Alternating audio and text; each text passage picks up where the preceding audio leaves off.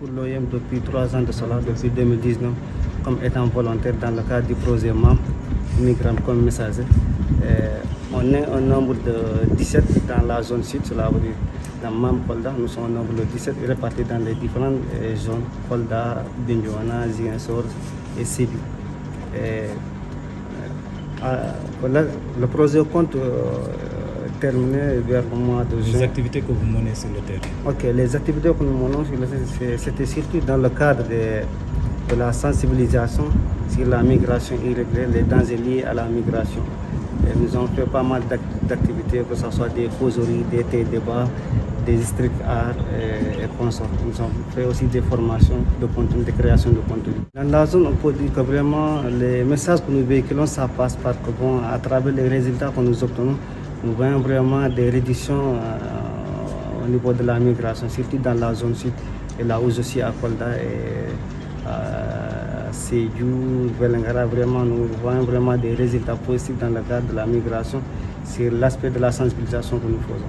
Et nous, comme nous travaillons de manière volontaire depuis 2018, mais quand même on n'attendait pas de quelque chose à travers le temps. Si l'État fait ses efforts vraiment de pouvoir soutenir ces zones-là, c'est mieux, c'est important aussi. Mais quand même nous travaillons de manière volontaire parce que c'est des expériences que nous avons subies en tant que migrants et vraiment nous n'avons pas voulu que nos frères ou parents comme ça vraiment se rangent dans ce même aspect.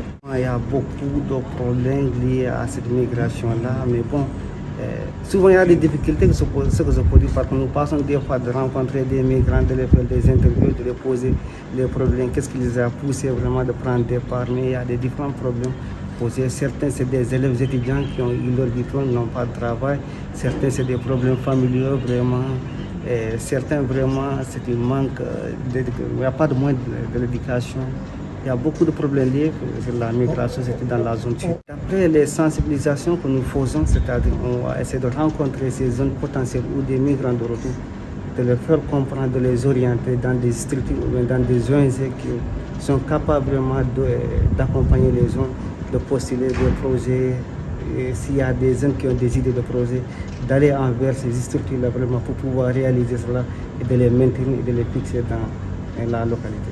Donc aujourd'hui on est là, donc on a quitté Dakar pour venir faire une formation ici. Donc c'est un atelier sur le journalisme mobile. Donc c'était vraiment important de venir et de rencontrer les journalistes parce que voilà, les journalistes, comme on le sait, voilà, ils façonnent vraiment l'opinion publique et pour nous, c'est vraiment des partenaires stratégiques et on veut les impliquer dans tout ce qu'on fait, donc particulièrement les journalistes de Kolda. Et donc on est venu pour parler d'abord du traitement médiatique, comment la migration, comment on parle de migration jusque-là, et aussi apporter en fait la terminologie qu'on voudrait que le maximum que nos partenaires utilisent, parce que c'est pas facile de parler de migration.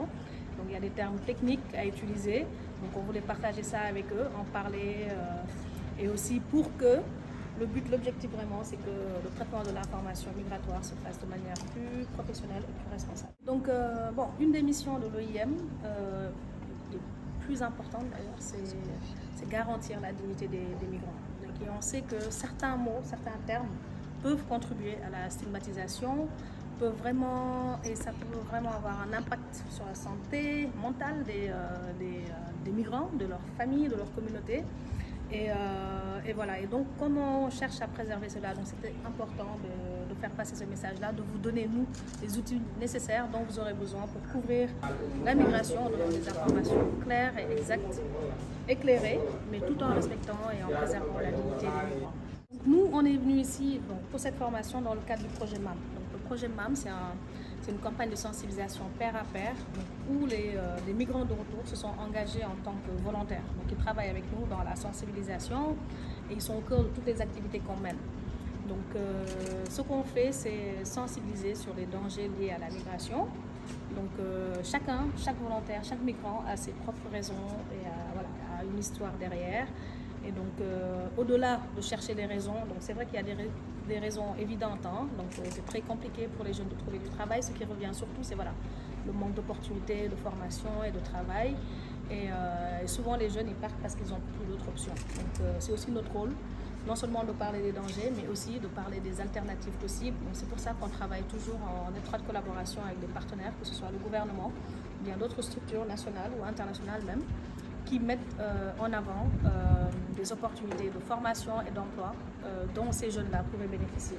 Donc comme alternative, c'est-à-dire on travaille avec des structures étatiques donc, qui ont des opportunités de formation et d'emploi, donc qui permettent aux jeunes.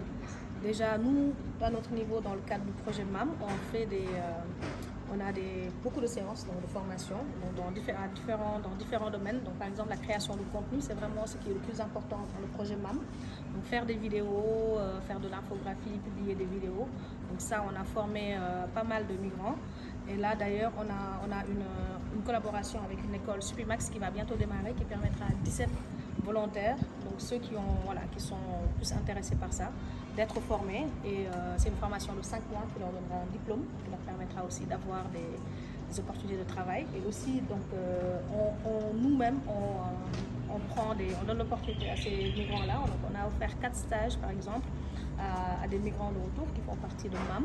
Et on travaille toujours en collaboration avec d'autres partenaires qui leur permettront de leur donner des opportunités et que même au-delà de MAM, ils puissent continuer à avoir des activités génératrices de revenus. On fait des formations. On avait fait justement, lors de la Journée internationale des femmes, on avait pu former 40 femmes, donc des migrantes, mais aussi d'autres femmes des communautés, à maîtriser des activités génératrices de revenus, mais aussi sensibles à l'environnement parce que c'est très important. Et voilà, donc c'est vraiment des actions comme ça qui leur permettent d'avoir quelque chose, de permettre de se nourrir et de nourrir leur famille, et aussi de ne pas ressentir le besoin de prendre la route ou le bateau et de risquer leur vie. L'association, il y a mon collègue qui va venir en parler, donc je pense que c'est important aussi donner la parole aux volontaires qui pourront vous expliquer ce qu'ils font, mais en tout cas l'introduction que je pourrais faire, c'est que l'association, en fait, c'est capitaliser tout ce qui a été fait. Donc c'est un projet qui est là depuis 2019, donc ça fait 3 ans maintenant. Donc il y a énormément de formations qui ont été faites, énormément d'activités sur le terrain, dans les médias, à la télé, on a fait vraiment beaucoup de choses. Et le but, c'est de capitaliser tout ça et que pour que tous les volontaires qui se sont constitués en association, donc c'est une association nationale qui a été lancée donc, en octobre à Dakar. Et maintenant, donc, dans chaque zone, on va créer, c'est ASMI, Association sénégalaise de lutte contre la migration irrégulière. Donc ça a été lancé à Dakar, donc là on est ici à Kolda pour lancer ASMI Kolda et ils pourront en parler. Et donc tout ce qu'ils vont faire, ils vont lister tous les services qui sont possibles, donc toutes les formations qui ont été faites, ils vont capitaliser ça en fait comme des capacités, comme des compétences qu'ils pourront utiliser avec avec nos partenaires. Donc on va faire d'ailleurs à la fin du projet un événement de lancement pour présenter cette association-là de manière officielle et de tout ce qu'ils pourront faire pour continuer vraiment à être un acteur clé dans la sensibilisation sur les dangers de la migration, donc au niveau national et spécialement ici à Kolda.